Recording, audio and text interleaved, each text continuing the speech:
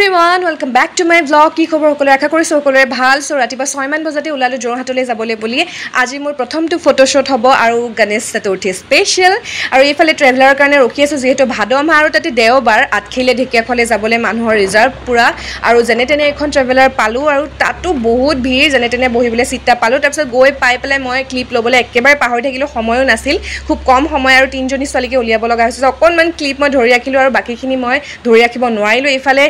বস্তুটো হামৰি শেখৰ গৰাকীক লৈ পেলাই এইফালে ফটো ভিডিও সিটো কৰোতে অকনমান ক্লিপ ধৰি ৰাখিলো বাকি কেজনী মই ফটো সহ মই একেবাৰে লাষ্টত এড কৰিম সো আপোনালোকে চাই কব কমেন্ট কৰি কেনেকৈ পাইছে মোৰ মেকআপটো সো প্ৰথম কৰিছো আৰু লগতে আৰু যদি আপোনালোকে ইন্টাৰেষ্ট প্লিজ মোৰ লগত কন্টাক্ট কৰিব মই ডেসক্ৰিপচনত দি দিম মোৰ নাম্বাৰ সহ সো এয়া হৈছে আমাৰ গণেশ পূজাৰ দিনা আমাৰ অপোজিটতে পাতিছে মানুহে ঘৰত তো মানুহ ঘৰত গণেশ পূজা খুব ধুনিয়াকৈ বহুত ডাঙৰকৈ আয়োজন কৰিছে সো আমি বহু দেৰিকৈ গৈছো ওচৰৰ বহু মানুহ আহি শেষ হ'ল তাৰ পিছত তে গৃহস্থৰ লগত কথা বতৰা হ'ল খুব বেছি ভাল লাগিলে খুব বেছি এনজয় কৰিলো আশা কৰো আপোনালোকো এনজয় কৰিলে গণেশ পূজা সো মোৰ বহুত ভালকে গ'ল আপোনালোকৰ কেনেকুৱাকৈ গ'ল আপোনালোকে মোক কমেন্টত ক'ব আৰু খিচিৰি খাইছো আজি ভিডিওটো ইয়াতে সামৰিছো যদি ভাল পালে প্লিজ লাইক কমেন্ট শেয়াৰ কৰিব চেনেলটো সাবস্ক্ৰাইব কৰিবলৈ নাপাহৰিব সো সকলো ভালে থাকক সুস্থ থাকক আৰু হাঁহি থাকক bye bye C you love you